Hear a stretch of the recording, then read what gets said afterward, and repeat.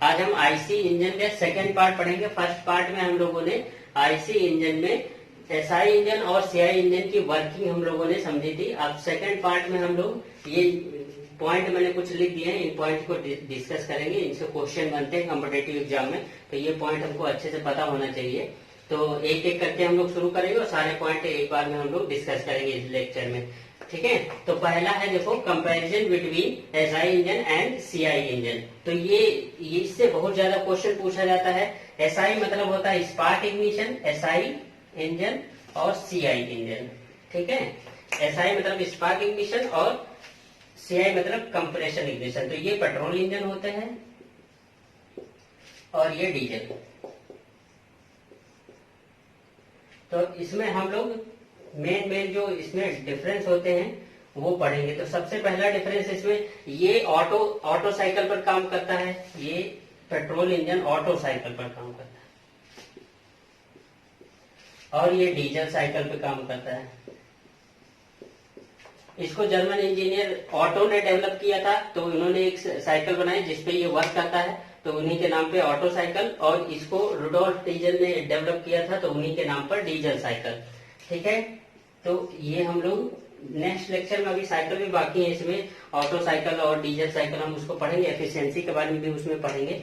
और दूसरा इसमें डिफरेंस है, ये लो प्रेशर इंजन होते हैं, लो प्रेशर, और ये हाई प्रेशर इंजन होते हैं, हाई प्रेशर इंजन, ठीक है।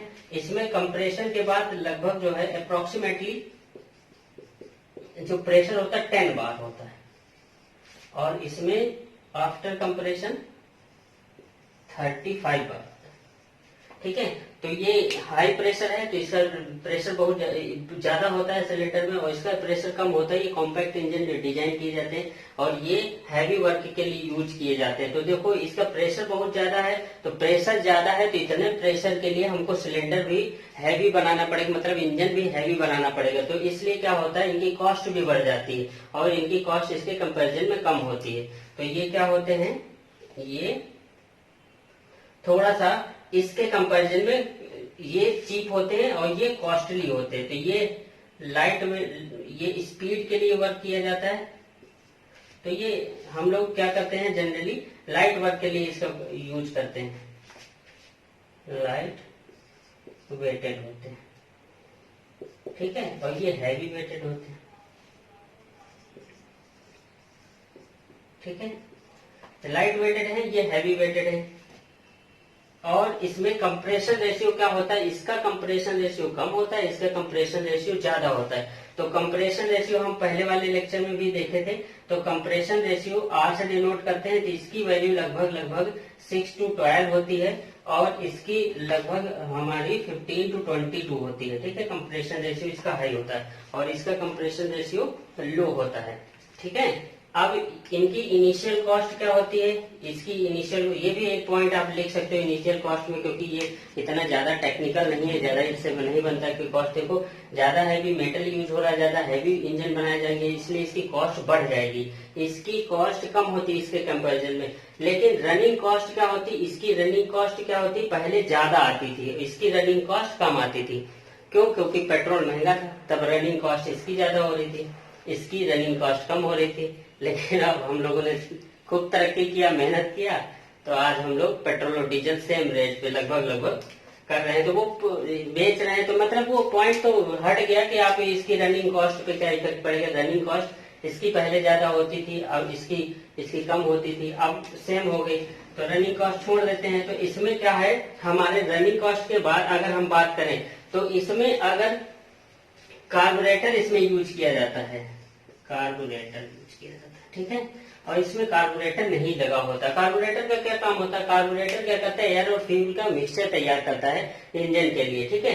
तो इसमें क्या होता है, इसमें इंजेक्टर लगा होता है, इसमें इंजेक्टर लगा होता है, ठीक है। कार्बोरेटर की जगह पर इसमें इंजेक्टर लगा होता है और इसमें कार्बोरेटर लगा होता है। उसके बाद थोड़ा सा रफ कर देता हूँ, आगे और 2-3 पॉइंट हम लोग देखो। अब इसको नोट कर लेना कहीं पर और अच्छे से इनको एक बार पढ़ लेना, क्योंकि इसी से ज्यादातर क्वेश्चन पूछे जाते हैं। ठीक है, तो अब देखो ये कांस्टेंट, नेक्स्ट इसके बाद वाला है, देखो ये लिख दे रहा हूं, नंबर आप नेक्स्ट कर लेना। ये कांस्टेंट वॉल्यूम पर काम करता है, कांस्टेंट वॉल्यूम पर काम करता है, और ये कांस्टेंट प्रेशर पर काम करता है, कांस्टेंट प्रेशर पर काम करता है। ठीक है, कांस्टेंट वॉल्यूम मतलब इसमें जब हम लोग ऑटो साइकिल पढ़ेंगे तो ऑटो साइकिल में देखेंगे 4 साइकिल होते हैं ऑटो साइकिल में, 2 रिवर्सिबल एडियाबैटिक, 2 हमारे कांस्टेंट वॉल्यूम होते हैं। तो इसमें जो फ्यूल सप्लाई की जाती है, इसमें जो फ्यूल दी जाती है, हीट जो सप्लाई होती है वो कांस्टेंट वॉल्यूम पे होती है, और हीट रिजेक्शन भी इसमें कांस्टेंट वॉल्यूम में होता है। इसमें भी 4 साइकिल होते हैं। इसमें हम लोग जब पढ़ते डीजल साइकिल पढ़ेंगे तो उसमें भी 4 प्रोसेस होंगे, जिसमें 2 रिवर्सिबल एडियाबैटिक होंगे, एक कांस्टेंट वॉल्यूम, एक कांस्टेंट प्रेशर। मतलब जब इसमें हीट सप्लाई की जाती है वो कांस्टेंट प्रेशर पे सप्लाई की जाती है, और जो रिजेक्शन होता है वो कांस्टेंट वॉल्यूम पे होता है। तो ये इसको थोड़ा सा ध्यान रखना। ठीक है, तो साइकिल हम जब पढ़ेंगे, अभी पेट्रोल और डीजल साइकिल पढ़ेंगे तो उसमें भी हम डिस्कस करेंगे। तो वहां से ये कांस्टेंट वॉल्यूम और कांस्टेंट इसमें हम लोग यूज करते हैं। ठीक है, अब इसमें क्या होता है, अब देखो इसका कंप्रेशन रेशियो ज्यादा होता है, इसका कंप्रेशन रेशियो कम होता है। तो कंप्रेशन रेशियो इसका ज्यादा है तो स्टार्टिंग में इसमें प्रॉब्लम आती है, ये इजीली स्टार्ट हो जाता है, पेट्रोल इंजन इजीली स्टार्ट हो जाता है, इसको स्टार्ट करने में प्रॉब्लम आती है। ठीक है, क्यों? क्योंकि इसमें कंप्रेशन रेशियो इसका ज्यादा है तो स्टार्टिंग प्रॉब्लम इसमें होती है, ये इजीली स्टार्ट हो जाते हैं। ये हमारे लाइट वेट के लिए तो पता है, ये स्पीड के लिए बने होते हैं, ये इसके कंपेरेटिवली इसमें स्पीड कम होती है, पावर ज्यादा होती है। ठीक है, तो ये कुछ मेन पॉइंट्स है, तो कंपैरिजन में इसमें ज्यादातर पूछा जाता है। ज्यादातर क्या ये पूछ लिया जाता है आपका, और इससे जो प्रेशर पूछ लिया जाएगा, ये सबसे ज्यादा ये क्वेश्चन बनता है कि कौन से उस पर कांस्टेंट प्रेशर है, कांस्टेंट वॉल्यूम पे काम करते हैं, और कंप्रेशन रेशियो पूछा जाता है। इस वाले टॉपिक में जब इसमें हम कंपैरिजन पढ़ते हैं तो इसमें ऐसा क्वेश्चन बनता है। ठीक है, तो ये आप लोग नोट कर लीजिएगा कहीं। नेक्स्ट टॉपिक पे हम लोग चलते हैं। देखो नेक्स्ट है स्क्वेंजिंग। अब स्क्वेंजिंग होता क्या, पहली चीज तो स्क्वेंजिंग प्रोसेस क्या है। स्क्वेंजिंग प्रोसेस क्या होती है, जो बर्न गैसेस होते हैं सिलेंडर में उनको रिमूव किया जाता है, सिलेंडर से रिमूव करने के प्रोसेस को स्क्वेंजिंग बोलते हैं। ठीक है, जो बर्न गैसेस है, कोई सिलेंडर है, मान लो ये सिलेंडर है, अब इसमें जब हम लोग फ्यूल को बर्न कराएंगे तो अब इसमें क्या होगी, गैसेस बनेंगी, तो वाल्व लगी होती है हमारी। ठीक है, तो अब इन गैसेस से हमको डिस्चार्ज करना होता है, इनको निकालना होता है। तो हम क्या करते हैं, स्पंजिंग प्रोसेस से इसके अंदर बर्न गैसेस को बाहर निकाल देते हैं पूरी तरीके से। इससे क्या होता है, जब पूरी तरीके से हम बाहर इसको गैसेस को निकालते हैं तब हमारा फ्रेश चार्ज आता है, इजीली उसको स्पेस मिलता है, और वो अच्छे से लॉस भी नहीं होता है और अच्छे से जलता है, क्योंकि फिर बर्न गैसेस रह जाती है अगर तो मिक्स हो जाती है चार्ज में, तो फ्यूल क्या होता है, फ्यूल जलेगा नहीं अच्छे से, और अच्छे से जलेगा नहीं तो हमारा लॉस हो जाता है। स्क्वेंजिंग में पूरी तरीके से पूरी बर्न गैसेस बाहर निकल जाएंगी, फ्रेश चार्ज आएगा तो वो अच्छे से जलेगा। ठीक है, तो एक चीज और इसमें देखो, एक क्वेश्चन और बनता है कि अगर बाहर का टेम्परेचर बढ़ा दिया जाए, ठीक है, यहाँ से जो इनलेट, यहाँ पे जो हम लोग चार्ज भेज रहे हैं, अगर यहाँ के बाहर के एयर का टेम्परेचर बढ़ा दिया जाए तो एफिशिएंसी पे क्या इफेक्ट पड़ेगा इसकी। ठीक है, तो बाहर का जब हम लोग टेम्परेचर बढ़ जाता है, जो एयर आ रही है इसके अंदर, उसका टेम्परेचर अगर बढ़ जाएगा, तो जब टेम्परेचर बढ़ जाएगा तो इसके अंदर जब जाएगी तो क्या होता है, अब उसमें ऑक्सीजन पूरी तरीके से, क्योंकि डेंसिटी कम हो जाती है, जब हीट करते गैस को तो एक्सपैंड होती है, तो एक्सपेंडेड फॉर्म में ऑलरेडी रहती है, तो यहाँ जाएगी तो ऑक्सीजन की क्वांटिटी कम हो जाती है, मतलब फ्रेश एयर कम जाएगी, क्योंकि उसका वॉल्यूम बढ़ा हुआ है। तो इसकी वजह से यहाँ पर क्या होगा, इसका एफिशिएंसी क्या होगी, कम हो जाती है। तो इसको ध्यान रखना है, इसमें मैंने लिखा नहीं कहीं पर, इसके ये अलग से एक्स्ट्रा पॉइंट तुमको बता दिया। देखो अब ये 3 तरीके से स्क्वेंजिंग की जाती है, क्रॉस फ्लो, बैक फ्लो और यूनी फ्लो। क्रॉस फ्लो में क्या होता है, क्रॉस फ्लो में जो इनलेट वाल्व होगी सिलेंडर की एक तरफ होगी, मान लो ये इनलेट वाल्व है और ये आउटलेट वाल्व है। ठीक है, तो जो सिलेंडर होगा उसके दोनों तरफ होगी, एक तरफ इनलेट वाल्व, दूसरी तरफ क्या होगी, आउटलेट वाल्व होगी। तो उस ऐसे जब अरेंजमेंट होता है तो हम उसको क्या बोलते हैं, क्रॉस फ्लो स्क्वेंजिंग बोलते हैं। अब इससे जब गैसेस निकाली जाएंगी तो उसको क्रॉस फ्लो स्क्वेंजिंग बोलेंगे। सेकंड में क्या होगा, बैक फ्लो में क्या होगा, बैक फ्लो में दोनों एक ही तरफ होती हैं, इनलेट वाल्व और आउटलेट वाल्व सेम साइड में होंगी, ठीक है, इनलेट वाल्व और आउटलेट वाल्व सेम साइड में होती हैं, तो क्या होता है वो बैक फ्लो होता है। यूनिफ्लो में क्या होता है, यूनिफ्लो में इनलेट वाल्व एक तरफ होती है, एक तरफ इनलेट वाल्व होगी, लेकिन जब आउटलेट वाल्व होगी कभी कभी क्या होता है दोनों तरफ इनलेट वाल्व होगी, इधर भी इनलेट वाल्व इधर भी इनलेट वाल्व, ठीक है।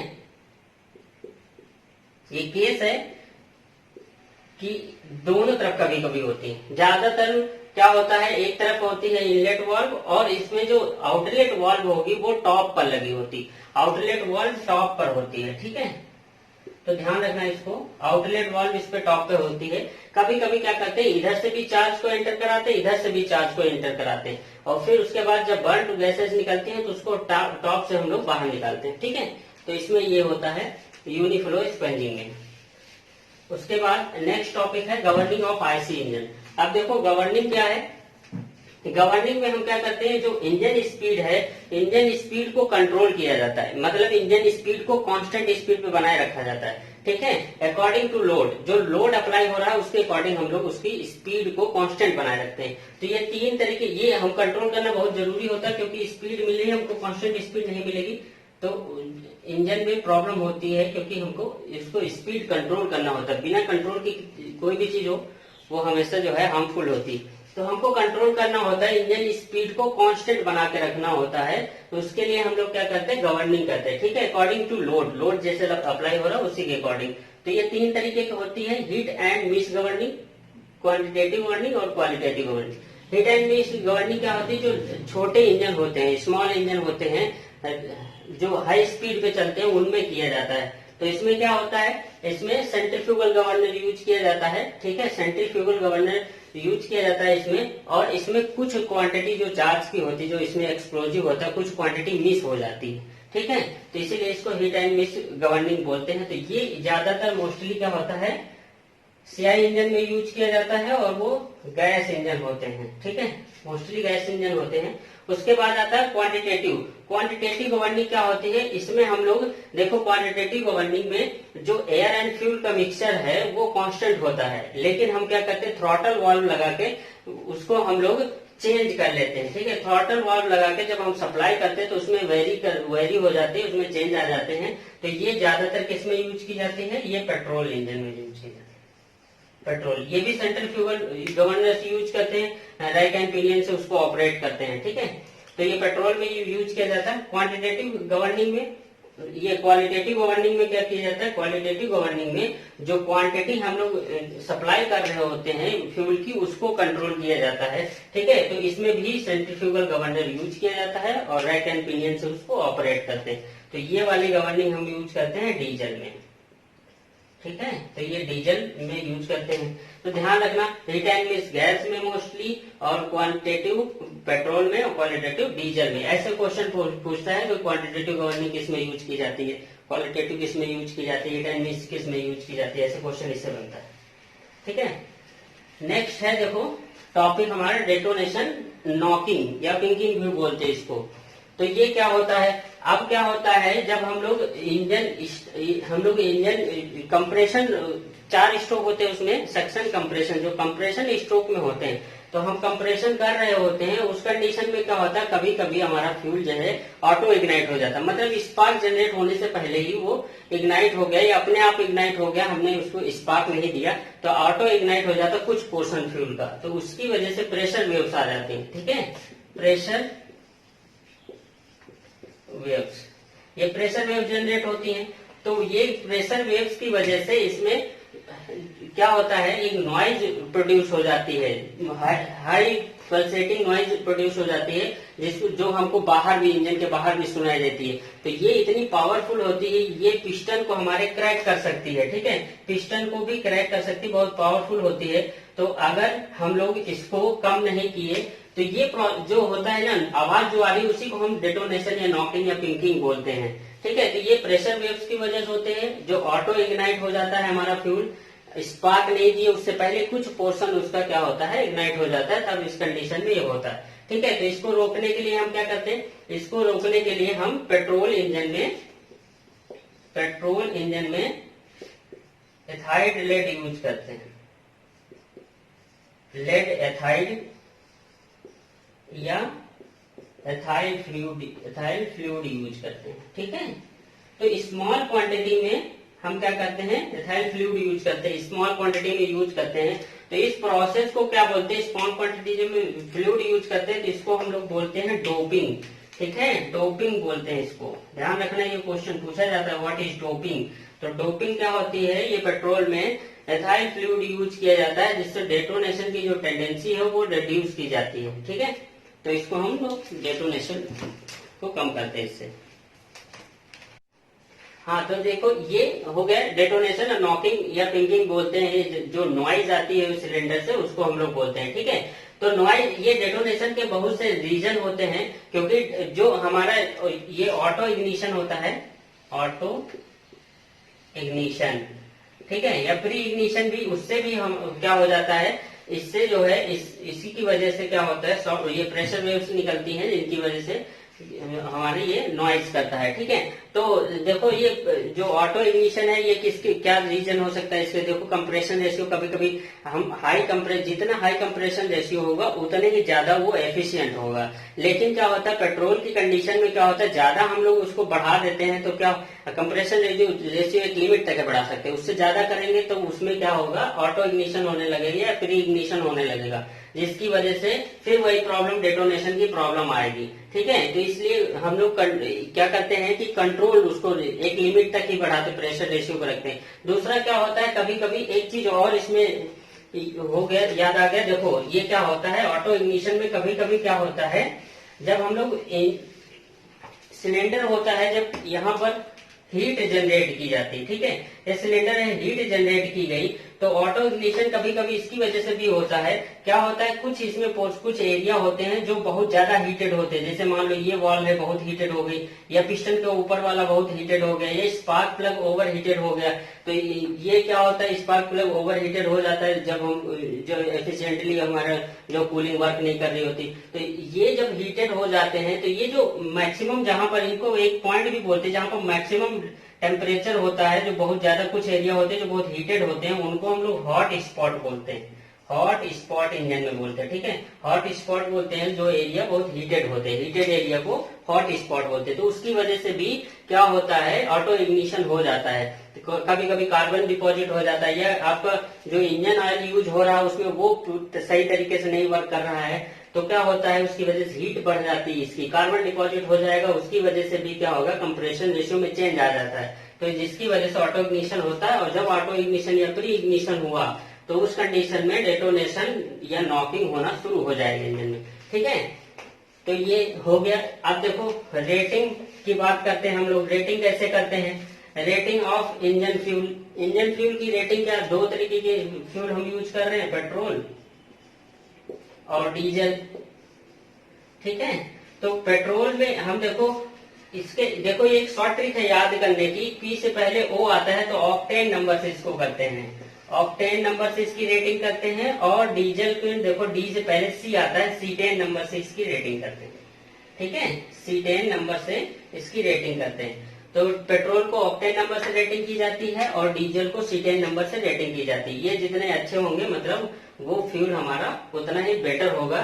तो इसमें देखो हमारी कंट्री में जो है ये 80 to 100 C10 नंबर के हमको अवेलेबल हैं, और ये 40 to 55 रेटिंग के हमको अवेलेबल है। ठीक है, तो ये बस सिंपल सा ये क्वेश्चन है, ऑक्टेन नंबर इसी से क्वेश्चन पूछा जाता है, पेट्रोल जो फ्यूल है उसको किससे रेटिंग किससे की जाती है, या डीजल की रेटिंग पूछा जाएगा।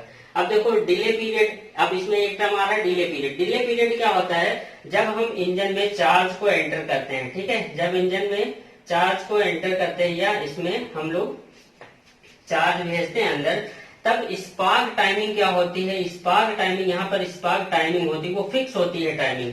तो उसमें जब इंजन के अंदर फ्यूल आ गया या चार्ज आ गया, उसके बाद स्पार्क जनरेट होने के बीच में जो टाइमिंग गैप होता है, उसको हम लोग क्या बोलते हैं, डिले पीरियड बोलते हैं। मान लो कि फ्यूल एंटर हो गया और उसके बाद स्पार्क आने में उसको, फ्यूल एंटर होने के बाद 1 मिनट लग गया, 1 सेकंड लग, 15 सेकंड लग गया, 20 सेकंड लग गया, तो ये टाइम क्या होगा, स्पार्क जनरेट होने और चार्ज एंटर होने के बीच में टाइम लग रहा है, तो इसको डिले पीरियड बोलते हैं। ये बहुत कम होता है, जैसे पेट्रोल में डिले पीरियड होता है, पेट्रोल इंजन में डिले पीरियड 0.003 सेकंड होता है, ठीक है।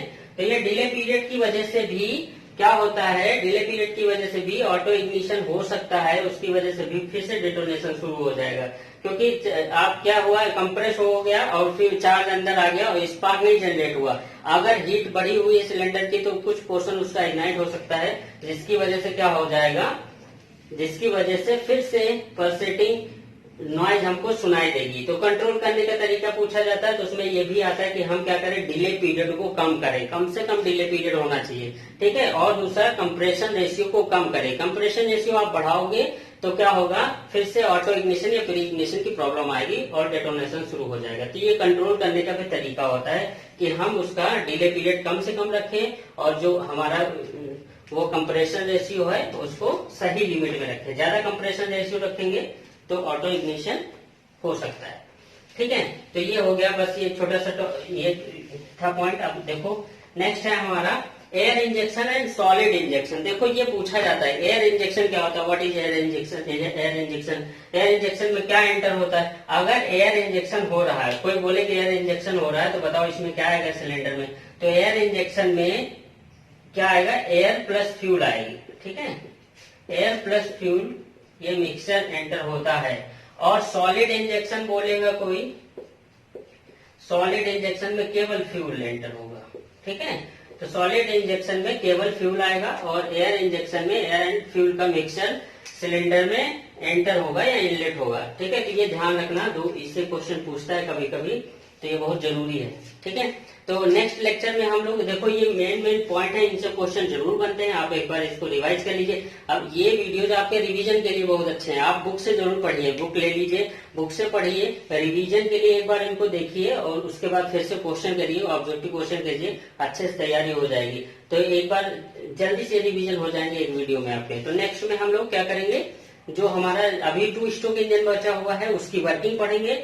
और ये एक सुपर चार्जिंग छूट गया उसमें बीच में गलती से, तो ये देख लो सुपर चार्जिंग क्या होता है ऐसे इंजन में, उसी का टॉपिक था और लिखा था, वो जल्दी में छूट गया, ठीक है। तो सुपर चार्जिंग आईसी इंजन में किया जाता है, मतलब इंटरनल कम्बशन में किया जाता है। सुपर चार्जिंग का मतलब होता है इंजन सिलेंडर में हाई डेंसिटी की एयर को कंप्रेस करके हाई प्रेशर पर, ठीक है।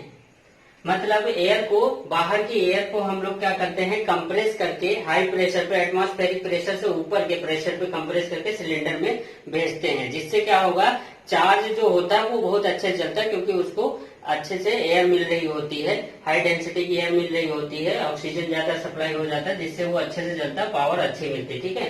तो ये स्पीड बढ़ाने के लिए किया जाता है, या फिर ऐसी जगह पर जहां पर एयर डेंसिटी कम है, जैसे हिल एरिया है, बहुत ऊंचाई पे है, तो वहां पर किया जाता है। तो ये पेट्रोल इंजन में कम किया जाता है, रेयरली किया जाता है पेट्रोल इंजन में, क्योंकि पेट्रोल इंजन में जब हम लोग यहाँ पर हाई डेंसिटी की जो एयर है उसको हम कंप्रेस करेंगे और उसका प्रेशर क्या होता है, एटमॉस्फेरिक प्रेशर से ज्यादा होता है, तो हाई प्रेशर पे इसमें एंटर करते हैं इसके अंदर, तो क्या होता है, इसके अंदर का प्रेशर और बढ़ जाता है, सिलेंडर के अंदर का प्रेशर और बढ़ जाता है, जिससे क्या होता है, ऑटो इग्नाइट होने के चांसेस होते हैं। ऑटो इग्नाइट हो जाता है तो डेटोनेशन होगा, तो ये प्रॉब्लम आती है। इसलिए क्या होता है, और इसके कंप्रेशन रेशियो में भी इफेक्ट आ जाता है, कंप्रेशन रेशियो भी कम पड़ जाता है या इफेक्ट आ जाता है उसमें, जिसकी वजह से फ्यूल कंजप्शन बढ़ जाता है। मतलब अगर सुपर चार्जिंग पेट्रोल में करेंगे तो पेट्रोल करने पर क्या होगा, पेट्रोल का कंजप्शन बढ़ जाएगा, पेट्रोल ज्यादा लगेगा, इसलिए पेट्रोल में बहुत कम किया जाता है। जो रेसिंग कार होती हैं, पेट्रोल वाली रेसिंग कार,